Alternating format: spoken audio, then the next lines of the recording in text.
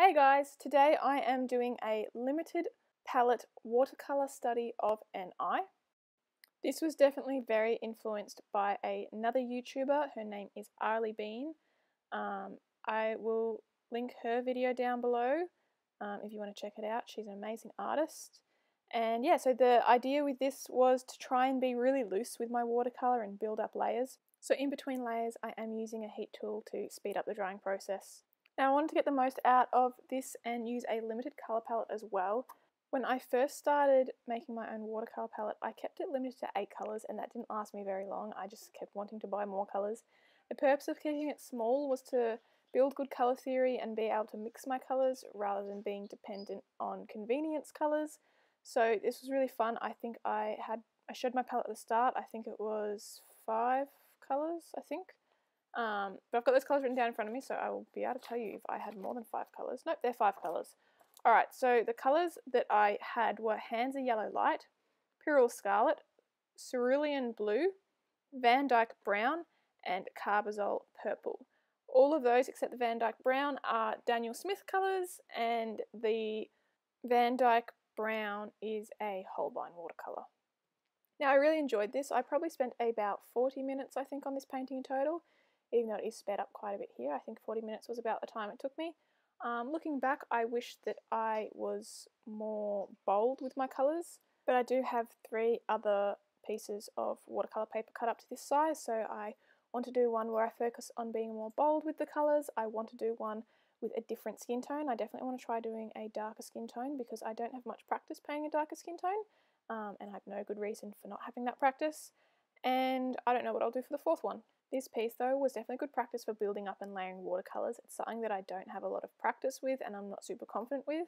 I am really new to watercolours still, and I think I'm probably a bit more confident with something like oils, which I have more experience with.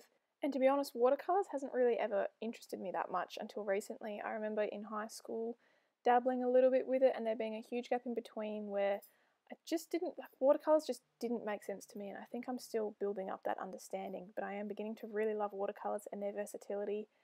I still struggle when I do a sketch though, wanting to do it in watercolour, then wanting to do it in gouache, and wanting to do it in acrylic, and struggling to know what medium I actually want to do it in.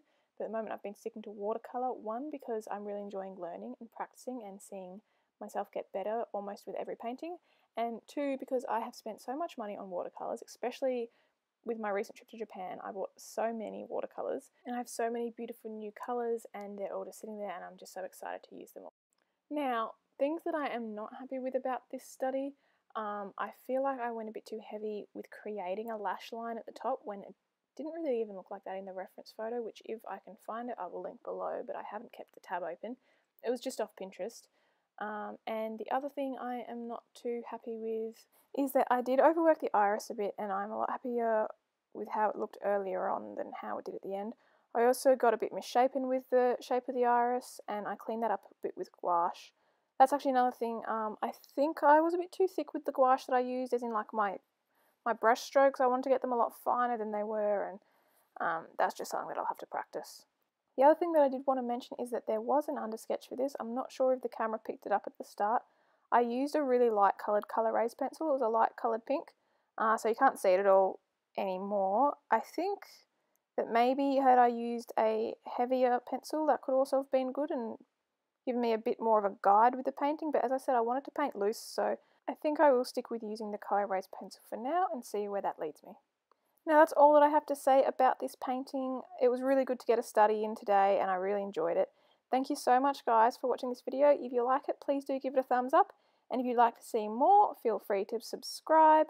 I do try and get videos out every Wednesday to Thursday, but uni and work can get in the way of that. I do have an Instagram link down below if you want to see more of my artwork, and I hope you guys have a great day.